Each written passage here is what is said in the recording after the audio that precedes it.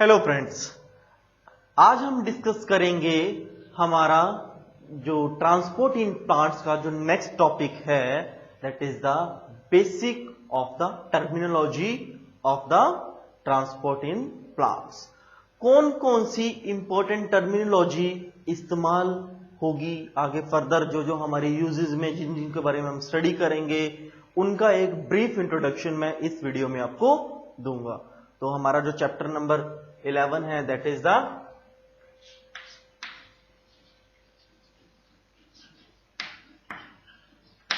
Transport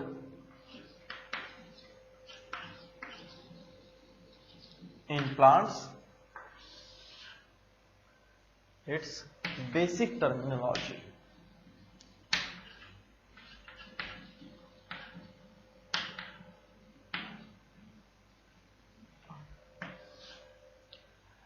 as such आपके NCERT की book में बेसिक टर्मिनोलॉजी के नाम से आपको टॉपिक नहीं मिलेगा, बट यहां पर मैंने बेसिक टर्मिनोलॉजी इस वजह से दी है बिकॉज इस टॉपिक में मैं आपको बहुत सारी चीजें आपको क्लियर करूंगा। कौन कौन सी? जैसे डिफ्यूजन क्या है, फर्दर टाइप्स क्या है, फैसिलिटेड डिफ्यूजन क्या है, एक्टिव ट्रांसपोर्ट क्या है, और फर्दर प्रोटीन का ट्रांसपोर्टेशन कैसे होता है, कंसंट्रेशन क्या है, ग्रेडियंट क्या है, किन किन फैक्टर से डिफ्यूजन इफेक्ट होता है, ये सारी चीजें हम उसमें डिस्कस करेंगे, राइट। तो सबसे पहले मैं आपको एक बार ब्रीफ कर दूं कि लास्ट लेक्चर में हमने क्या स्टडी किया। लास्ट लेक्चर में हमने स्टडी किया था डिफ्यूजन। डिफ्यूजन क्या है? डिफ्यूजन कि एक मॉलिक्यूलर पार्ट्स का ट्रांसपोर्टेशन है विद इन द सेल और नियर बाय सेल, और इंट्रा सेल या फिर इंटर सेल, राइट। जैसे एक एग्जांपल से बताता हूं आपको मैं।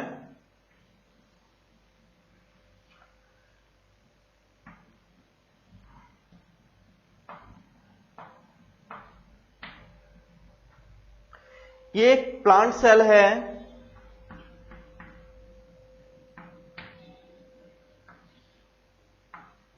ठीक है। ये एक अनदर प्लांट सेल है, बिल्कुल इसके नजदीक बना रहा हूं मैं, इसको टच करता हुआ।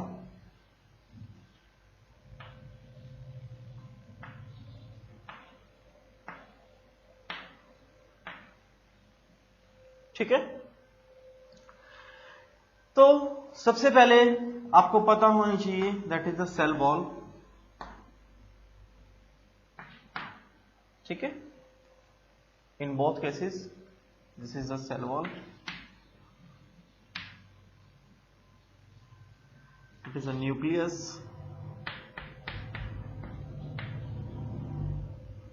और ये यहां पर nuclear wall.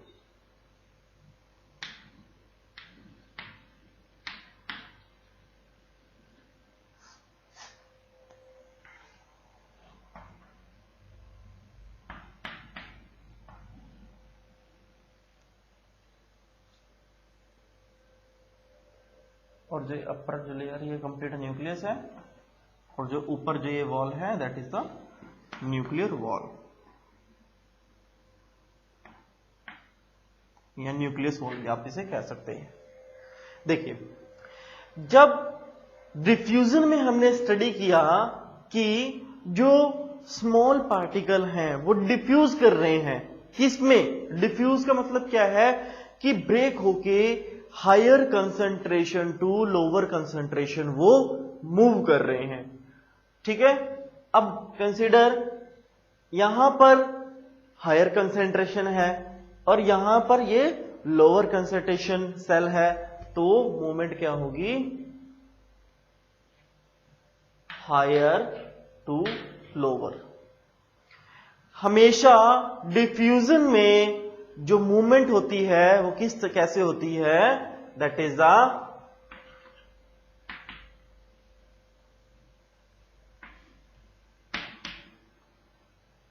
Higher to lower concentration, ठीक है। कुछ एक फैक्टर्स हैं आप बेसिक टर्मिनोलॉजी भी आप देख सकते हैं या फिर फैक्टर्स अफेक्टिंग द डिफ्यूजन, इस टॉपिक को भी आप नाम दे सकते हैं। कुछ एक फैक्टर्स हैं जिनकी वजह से जो डिफ्यूजन है वो इफेक्ट होता है। कौन कौन से फैक्टर्स हैं आइए पढ़ते हैं।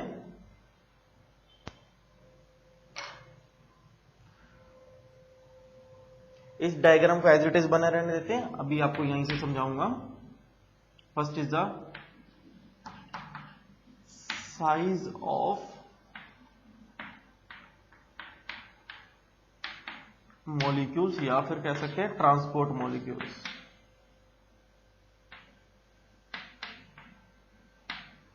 देखिए size of the transport molecules, अब यहां पर देखिए कि इसका साइज थोड़ा बड़ा है। अगर मैं इसका थोड़ा सा और स्मॉल कर देता हूं, ये लीजिए, इस सेल को ही मैंने स्मॉल कर दिया, राइट। अब सेल स्मॉल है तो मींस क्या है कि इसके जो मॉलिक्यूल्स हैं वो भी स्मॉल होंगे, राइट। बट अपोजिट केस, इस सेल का साइज क्या है, बड़ा है, बिगर साइज है, बिगर इन साइज बड़ा है। और अगर साइज बड़ा है इसका मतलब क्या है कि हायर टू लोअर, जो बड़े मॉलिक्यूल्स हैं वो ट्रांसपोर्ट होने में, चलने में, मूवमेंट में थोड़ा टाइम तो लगाएंगे, ठीक है। तो दैट इज, ये डिपेंड करता है आपका साइज के ऊपर, ठीक है। दूसरा इंपॉर्टेंट पॉइंट है that is a gradient. Gradient का मतलब क्या है कि एक जगह ज्यादा वैल्यू पड़ी है, दूसरी जगह कम है। ग्रेडियंट का मतलब है, जैसे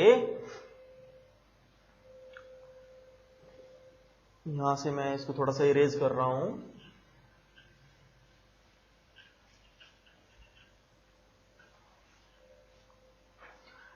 मान के चलिए ये एक पार्ट है, कोई भी स्पेस आप ले लीजिए, यहां पर कुछ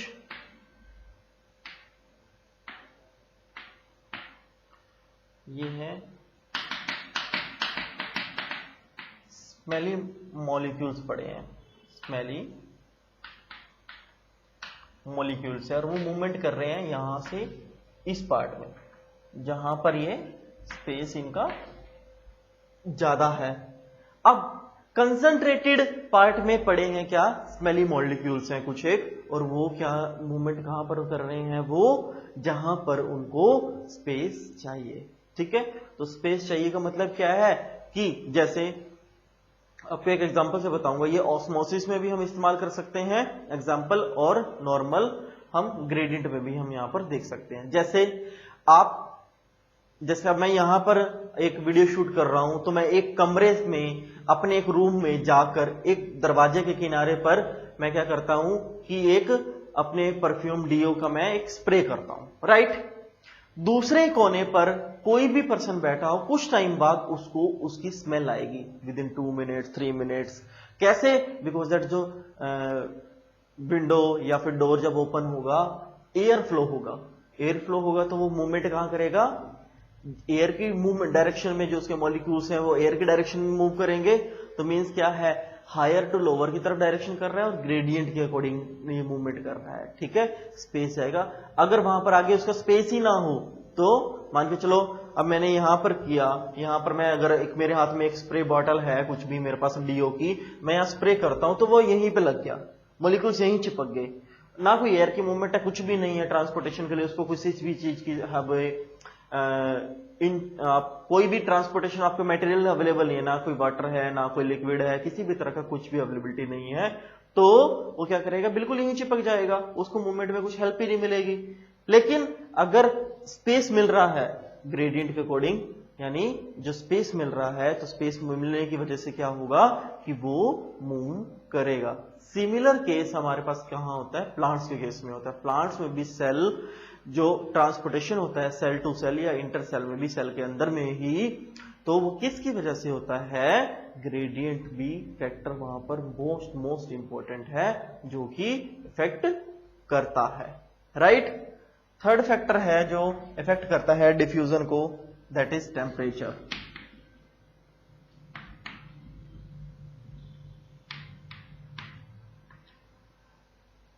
ठीक है, यहां पे आप फैक्टर्स अफेक्टिंग भी लिख सकते हैं आप। फैक्टर्स इफेक्ट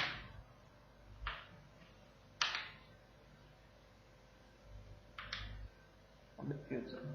ठीक है, टेम्परेचर, टेम्परेचर किस तरह से इफेक्ट करता है। अब मैं आपको एक आपकी जो रेगुलर घर के एग्जांपल्स ही बताऊंगा। जैसे आप नॉर्मली आज क्या है, काफी समर सीजन है, समर सीजन में हम क्या करते हैं कि जो एक मैक्सिमम फूड उतना ही प्रिपेयर करते हैं जो कि हम खा लें, फ्रेश फूड। लेकिन कई बार क्या होता है कि फूड हमारे पास बच जाता है, हम क्या करते हैं उसको हम किसी बाउल या किसी भी कंटेनर में हम डाल के हम क्या करते हैं, हम रेफ्रिजरेटर में रख देते हैं। रेफ्रिजरेटर या किसी भी फ्रिज में रखने का मतलब क्या है कि जब भी हम किसी को फ्रिज में रखते हैं तो उसकी जो ये कह सकता हूं कि जो बैक्टीरियल मूवमेंट है या फिर जो वो फूड है हम एक स्टैटिक पोजीशन में रख देते हैं। किस पोजीशन में रख देते हैं, स्टैटिक पोजीशन में रख देते हैं। स्टैटिक पोजीशन में रखने का मतलब क्या है कि उस फूड में किसी भी तरह का कोई बैक्टीरिया मूव नहीं कर पाएगा। ठीक है, अब मैं इसको एक आपके एग्जांपल से आपको बताऊंगा तभी आपको जल्दी समझ में आएगा। देखिए, अब मैं इस सेल को आपको एक बार इरेज कर रहा हूं। ये बेसिक टर्मिनोलॉजी जो है, यहां पर जो मैंने वर्ड लिखा हुआ है, एक्चुअल में टॉपिक तो यही चलेगा फर्दर, मैं इसमें सीधे डायरेक्टली आप टर्म्स में ऐड करता जाऊंगा, जैसे ऑस्मोसिस है या फर्दर कुछ भी है, तो सारी टर्मिनोलॉजी में। बिकॉज ऑफ दैट जब चैप्टर में थोड़ा सा फ्लो में आपको करवाऊंगा तो वो बार बार मैं उसको डीप में आपको बताने की बजाय मैं सिर्फ एक टर्म का नाम ही लूंगा, तो आपको क्लियर हो जाना चाहिए कि मैं किस टर्म के बारे में और किस फंक्शन के बारे में बात कर रहा हूं। ठीक है, इसलिए मैंने यहां पर बेसिक टर्मिनोलॉजी वर्ड किया।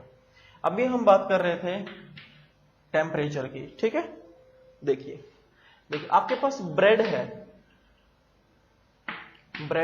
ब्रेड को क्या किया हमने कि कुछ एक ब्रेड के पीसेज हैं, मान के चलिए 1 2 3, ठीक है, 1 2 3, ये 4 पीस हैं ब्रेड के। ठीक है, इन 4 पीस के ब्रेड में से हमने क्या किया कि 2 पीसेस ब्रेड के 1 और 2 इसको तो हमने रखा इनसाइड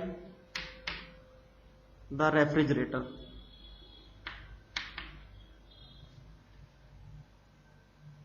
ठीक है, रेफ्रिजरेटर में रखा, और जो 2 पार्ट हैं 3 और 4 इसको हमने रखा आउटसाइड ओपन में रख दिया हमने। ठीक है, अब जो 2 ब्रेड 1 और 2 हमने रेफ्रिजरेटर में रखे हैं और नंबर और 3 और 4 ब्रेड जो हमने बाहर रखे हैं नॉर्मल हमने कंडीशन में। अब कंसीडर कि आज के टाइम में समर सीजन में जो टेम्परेचर है वो है 40 to 45 डिग्री एवरेजली हमारा टेम्परेचर है, राइट। मान के चलिए 40 डिग्री है, तो 40 डिग्री टेम्परेचर में हमने 24 आवर्स के लिए हमने अपने ब्रेड्स को एक को फ्रिज में रखा है और दूसरे को कहां रखा है, आउटसाइड। आफ्टर 24 आवर्स इसको रखा हमने 24 आवर्स के लिए। 24 आवर्स के बाद जब हम स्टडी करते हैं, जो रेफ्रिजरेटर में थे ब्रेड वो क्या करते हैं, बिल्कुल नॉर्मल कंडीशन में आएंगे। आप ये घर पे भी आप एक्सपेरिमेंट छोटा सा करके देख सकते हैं, नॉर्मल पार्ट में रहेंगे। लेकिन जो बाहर जो रखे हैं वो क्या करते हैं, उसमें फंगस लगना शुरू हो जाएगा, उसमें फंगस लगना शुरू हो जाएगा। फंगस लगने का पहचान क्या है, ऐसा नहीं कि सिर्फ दिखे ही फंगस वो फंगस होती है, नहीं। जब बैक्टीरिया डेवलप करता है किसी भी फूड मैटर में, तो आपको क्या होगा कि वहां पर आपको एक काफी मतलब डर्टी एक तरह का एक स्मेल आपको स्मेली आपको आनी शुरू हो जाएगी, बदबूदार आपको प्रोडक्ट आपको स्मेल ऑडियर आपको वहां पर नजर आएगी। जो उनका एरोमा है, जो उसकी स्मेल है, एरोमा भी बोलते हैं, तो दैट विल बी द वो क्या आएगी कि आपको प्योर या फिर अच्छी एरोमा, एक प्योर स्मेल आपको नहीं आएगी, राइट।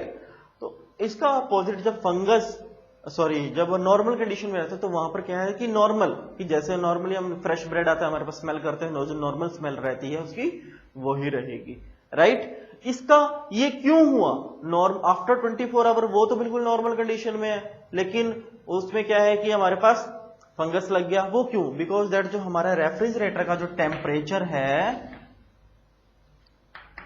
वो डाउन है, ठीक है।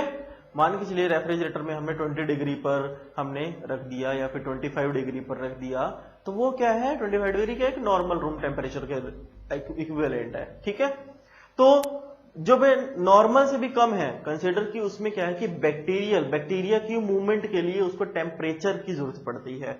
सिमिलरली फ्रेंड्स, प्लांट्स में भी जब मूवमेंट होती है इन केस ऑफ डिफ्यूजन, वहां पर भी टेम्परेचर की जरूरत पड़ती है। जब टेम्परेचर कम होगा तो जो ट्रांसपोर्टेशन है न्यूट्रिएंट्स की या फिर किसी भी जहां पर जिस प्रोडक्ट की वहां पर ट्रांसपोर्टेशन हो रही है, चाहे वो प्रोटीन्स हैं, चाहे वो वाटर है या फिर रेस्ट ऑफ द न्यूट्रिएंट्स हैं, जिस चीज की भी ट्रांसपोर्टेशन हो रही है उस ट्रांसपोर्टेशन को वो स्लो कर देगा in case of the slow या फिर डाउन टेम्परेचर, ठीक है। जब टेम्परेचर थोड़ा सा हाई होगा तो वहां पर मूवमेंट ऑफ द पार्टिकल्स भी तेज हो जाएगी। एक छोटे से एग्जांपल से आपको बताऊंगा, जैसे अब हमारे यहाँ पे नॉर्मल टेम्परेचर रहता है तो हम क्या करते हैं, मूवमेंट कर सकते हैं। जब हमारे पास ज्यादा सर्दी होती है तो हम क्या करते हैं कि स्लो मूवमेंट करते हैं। सिमिलरली क्या होता है कि मूवमेंट भी डिपेंड करती है ह्यूमन बींग्स की भी, ब्रेड्स की, फूड पार्टिकल्स की भी, और in case of the plants भी क्या होता है कि जब एक सेल से दूसरे सेल में जब मूवमेंट होती है तो मूवमेंट डिपेंड करती है totally on the temperature. But अगर मैं टोटली नहीं कह सकता वर्ड, यहां पर मैं पार्शियली में वर्ड इस्तेमाल करूंगा कि पार्शियली डिपेंड करती है, right, because the inter temperature of the plant body differ होता है outside of the plant body temperature, right. तो आपको क्लियर होना चाहिए कौन कौन से फैक्टर अफेक्ट करते हैं। एक बार मैं थोड़ा सा ओवरव्यू कर रहा हूं, जरा समझ लीजिए इस चीज को।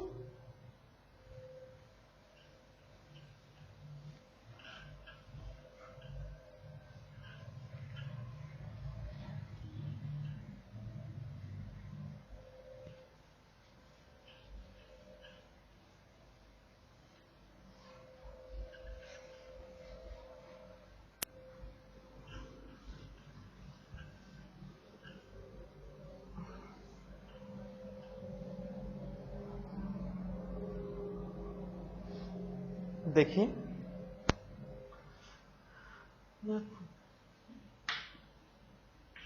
कि most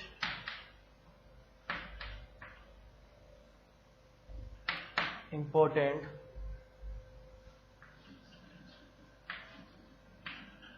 factors that effect on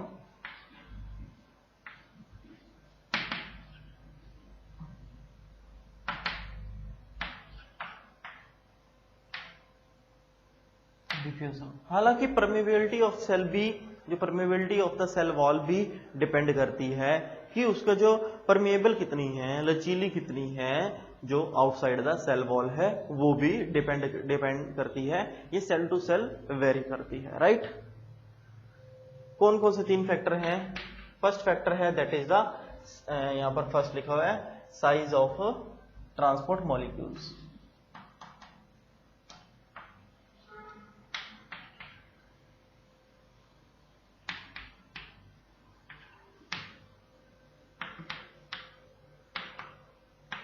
ठीक है,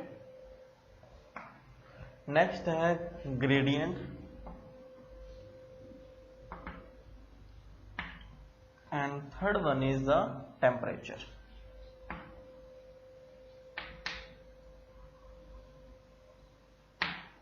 ये 3 फैक्टर हैं, आप नोट डाउन भी कर सकते हैं।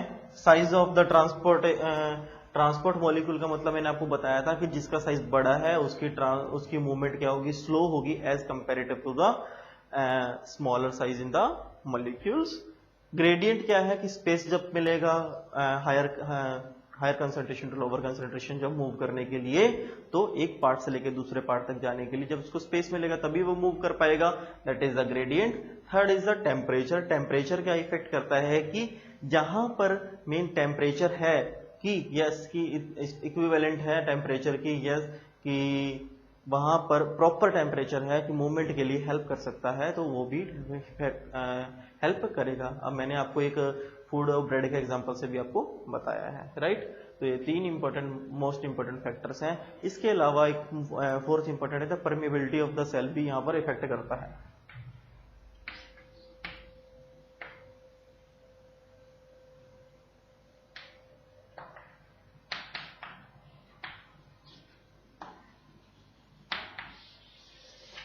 परमेबिलिटी ऑफ द सेल भी यहां पर डिपेंड करता है कि सेल परमेबल कितना है। जैसे कंसिडर कि यहां से बताता हूं, ठीक है।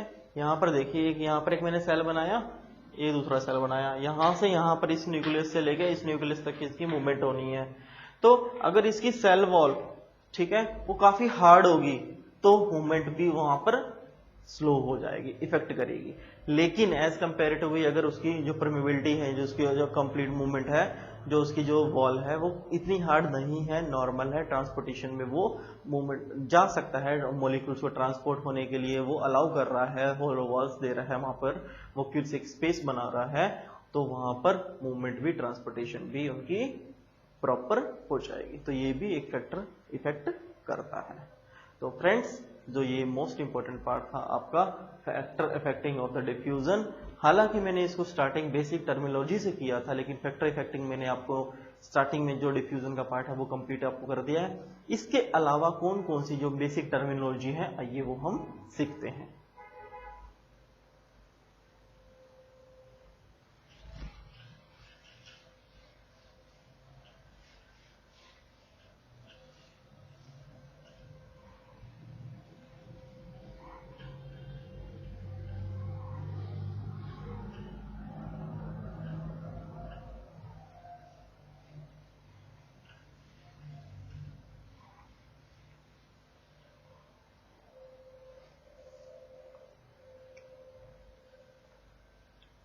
देखिए, सबसे पहले मैं आपको यहां से बता दूं कि जो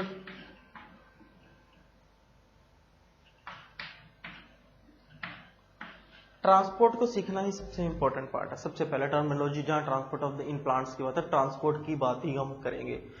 ट्रांसपोर्टेशन में क्या है कि ट्रांसपोर्ट कहते हैं मूवमेंट। अब यहां पर बात आ रही है प्लांट्स की, तो प्लांट्स में न्यूट्रिशन पार्ट्स की जो मूवमेंट है उसकी हम बात करते हैं, ठीक है। अब ट्रांसपोर्ट के लिए हम क्या क्या चाहिए होता है, कोई ना कोई व्हीकल चाहिए, ठीक है।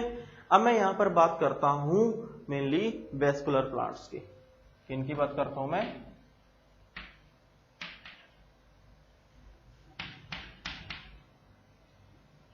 वेस्कुलर प्लांट्स की, ठीक है।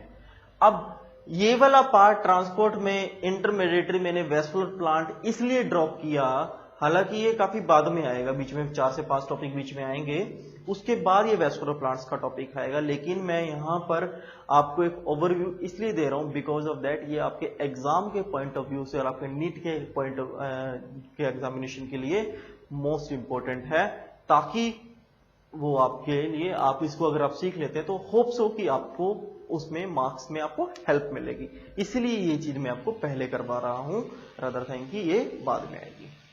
देखिए, 2 चीजें होती हैं, एक तो होते हैं नॉर्मल प्लांट, ठीक है, दूसरे होते हैं वेस्कुलर प्लांट्स, ठीक है।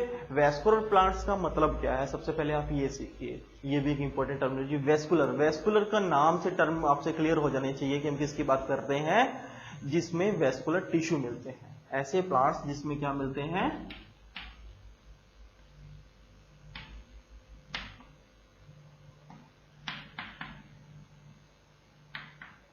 वेस्कुलर टिश्यू मिलते हैं। अब वेस्कुलर टिश्यू मिलने का मतलब क्या है कि वेस्कुलर टिश्यू 2 टाइप्स के होते हैं। पहला होता है जाइलम और दूसरा होता है फ्रेंड्स फ्लोएम, ठीक है। पहला है जाइलम, दूसरा है फ्लोएम, ठीक है। अब यहां पर एक इंपॉर्टेंट कैरेक्टरिस्टिक मैं आपको बता रहा हूं जाइलम और फ्लोएम की, यहां पर होती है रूट कैरेक्टरिस्टिक्स। देखिए क्वेश्चन आपके पास किस तरह से आता है मेनली कि जो वेस्कुलर प्लांट्स हैं उनकी रूट्स ज्यादा ड्रॉट कंडीशन में वो ज्यादा कैपेबल हैं, या फिर ये कह सकते हैं कि टॉलरेबल है, टॉलरेट कर सकते हैं adverse condition of the drought drought का मतलब क्या, सूखापन, जहां पर मतलब बारिश ना हो या फिर उनको पानी की अवेलेबिलिटी ना हो रही हो प्लांट्स को, as compare to the normal plants. ठीक है, इस तरह क्वेश्चन पूछा जाता है आपके पास, आपके नॉर्मल जो आपके जो एग्जामिनेशंस होते हैं स्कूल लेवल पर भी, उसमें भी ये क्वेश्चन आ जाता है।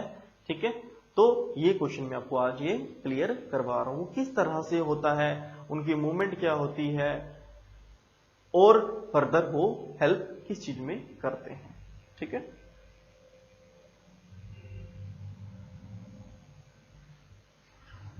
अब मैंने आपको बता दिया यहां पर, जब मैं वेस्कुलर की बात करता हूं तो वेस्कुलर प्लांट्स की, अब मैंने यहां पर डिस्कशन की वेस्कुलर प्लांट्स की डिस्कशन करने के बाद यहां पर मैंने आपको बता रहा हूं कि ड्रॉट कंडीशन में उनकी हम एक्सट्रीम कंडीशन में उनकी जो कैपेबिलिटीज हम चेक करेंगे कि वेस्कुलर प्लांट्स की हायर क्यों है as compare to the another one. ठीक है, तो आइए चेक करते हैं। मैंने आपको जब रूट सिस्टम पढ़ाया था,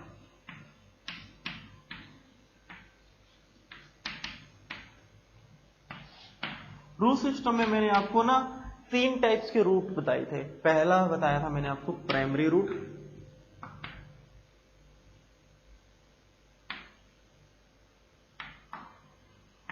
दूसरा मैंने आपको बताया था सेकेंडरी रूट,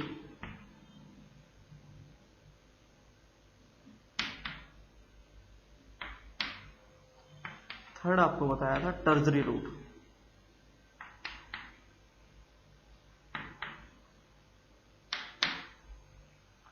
पहला क्या है, प्राइमरी रूट, दूसरा है सेकेंडरी रूट, तीसरा है टर्जरी रूट।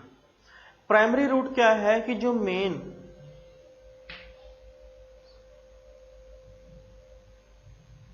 ये क्या है, जो मेन रूट है that is the primary root, जो मेन एक्टिव ट्रांसपोर्ट कर रहा है। इस रूट की जो ब्रांचेज हैं वो क्या है, सेकेंडरी रूट। अब इस रूट के जो साइड पे और थ्रेड लाइक ब्रांचेज है वो क्या है, टर्जरी रूट। ठीक है, अब हमारा क्वेश्चन क्या था कि वेस्कुलर प्लांट, ठीक है, वेस्कुलर प्लांट ड्रॉट कंडीशन में ज्यादा सस्टेन रहते हैं, वहां पर कैपेबिलिटी उनकी ज्यादा है as compare to the normal plant alive रहने की। वो क्यों है उसका रीजन हमने जाना था। बिकॉज ऑफ दैट जो वेस्कुलर प्लांट है, वेस्कुलर प्लांट में मूवमेंट के लिए, अब मैं यहां पर मूवमेंट की जब बात आती तो यहां पर किसकी बात आ रही है, हम ट्रांसपोर्टेशन इन प्लांट्स की बात आ रही है। अब दोबारा से अपने 11th चैप्टर पर आ जाइए। जब मूवमेंट की बात आती है तो हम बात करते हैं कहां पर, ट्रांसपोर्टेशन की। अब यहां पर ट्रांसपोर्टेशन डायरेक्टली रूट से हो रहा है। रूट से होने का मतलब क्या है कि यहां पर एक ट्रांसपोर्टर है, एक तरह का ट्रांसपोर्टर है जो कि क्या है, जाइलम टिश्यू है। ठीक है,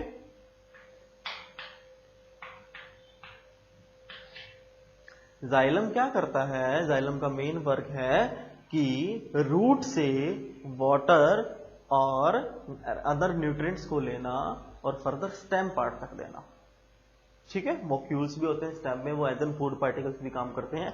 जिसने रूट सिस्टम ना पढ़ा हो ना, एक बार प्रीवियस वीडियो में जाके रूट सिस्टम की वीडियो को अच्छे से पढ़िए, तभी आपको यहां पर समझ में आ जाएगा कि एक्चुअल में मैं किस चीज के बारे में बात कर रहा हूं। तो जाइलम क्या करता है कि फूड पार्टिकल लेता है यहां से, कहां से, प्राइमरी रूट से, और ट्रांसपोर्ट करता है to the rest of the part of the body, ऐसा कह सकता हूं मैं, ऑफ द प्लांट बॉडी, या फिर स्टेम तक ट्रांसपोर्टेशन करता है। उसके बाद अनदर एक प्रोसेस आती है फ्लोएम की। लेकिन जाइलम को प्राइमरी रूट से मिला, लेकिन प्राइमरी रूट को भी तो कहीं ना कहीं से मिलेगा। प्राइमरी रूट को मिलता है सेकेंडरी से, और सेकेंडरी रूट को भी कहीं से मिला। सेकेंडरी रूट कहां से लेती है, टर्जरी से। बिकॉज ऑफ दैट कि जो वेस्कुलर प्लांट्स होते हैं वेस्कुलर प्लांट्स के रूट पार्ट में और स्टेम पार्ट में कुछ वोक्यूल्स मिलते हैं। क्या मिलते हैं? वोक्यूल्स, होलो स्पेसिस मिलते हैं। उन होलो स्पेसिस में जो वेस्कुलर प्लांट जैसे ट्रांसपोर्टेशन होता है, जाइलम और फ्लोएम क्या करते हैं कि कुछ एक अपने न्यूट्रिएंट्स को और वाटर को स्टोर करके रख लेते हैं।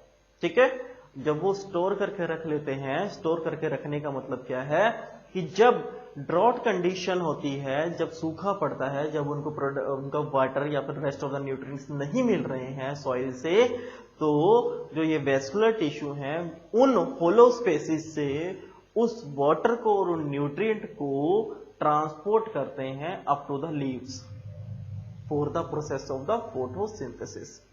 और अब फोटोसिंथेसिस प्रोसेस हो जाएगी तो इसका मतलब क्या है कि प्लांट अलाइव रहेगा as compare to the normal plant. इसीलिए वेस्कुलर टिश्यूज की या वेस्कुलर प्लांट्स की जो रूट्स हैं वो ज्यादा कैपेबल होती हैं, ज्यादा सस्टेन कर सकती हैं अपने वेस्कुलर प्लांट को as compare to the normal root या फिर नॉर्मल रूट प्लांट्स की बात करते हैं। ठीक है, तो ये आपको पता होनी चाहिए कि हम किस चीज के बारे में बात कर रहे हैं और क्यों कर रहे हैं। ठीक है, मैंने स्पेशली आपको वेस्कुलर सिस्टम में आपको मैंने क्यों पढ़ाया, वेस्कुलर टिश्यू, वेस्कुलर प्लांट्स के बारे में क्यों पढ़ाया और ये क्वेश्चन आपको क्यों अराइज किया।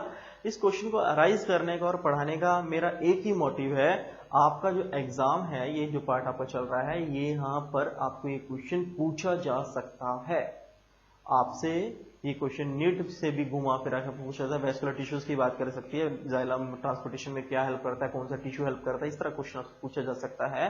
तो आपको पता होना चाहिए हम किसकी बात कर रहे हैं और क्यों कर रहे हैं। ठीक है, तो बेसिक टर्मिनोलॉजी का आज का मैं लेक्चर यहीं पर फिनिश करता हूं। अभी तक हमने क्या क्या स्टडी किया, हमने पहला टॉपिक हमने स्टडी किया था बेसिक टर्मिनोलॉजी में factor affecting of the diffusion. Diffusion को कौन कौन से फैक्टर इफेक्ट करते हैं। पहला फैक्टर था वहां पर साइज ऑफ द मॉलिक्यूल, दूसरा फैक्टर था ग्रेडियंट और तीसरा फैक्टर था टेम्परेचर और चौथा फैक्टर था परमिएबिलिटी ऑफ द सेल। ठीक है, उसके बाद हमने डिस्कशन की ट्रांसपोर्ट में हमने बात की, हमने वेस्कुलर प्लांट्स की और वेस्कुलर प्लांट्स में भी हमने बात की है differentiation between the normal plant root and the vascular plant root की बात करी है और वो क्यों ज्यादा कैपेबिलिटी है उसका एक रीजन के साथ मैंने आपको वो चीज बताई। होप सो फ्रेंड आपको आज का लेक्चर पसंद आया होगा। आप अच्छे से आप इस लेक्चर को आप देखिए, अच्छे से स्टडी करिए। किसी की कोई क्वेरी हो आप कमेंट बॉक्स में बता सकता है। साथ ही जो हमारा यूट्यूब चैनल है प्रोफेसर DR विज, आप ज्यादा से ज्यादा सब्सक्राइब करिए, शेयर करिए।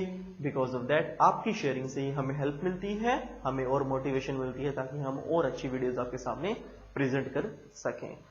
इस यूट्यूब चैनल में प्रोफेसर DR विज का जो है इसमें मेनली आपके पास 9th, 10th, 11 और 12th का आपके पास NCERT बेस्ड सिलेबस भी आपको मिल जाएगा।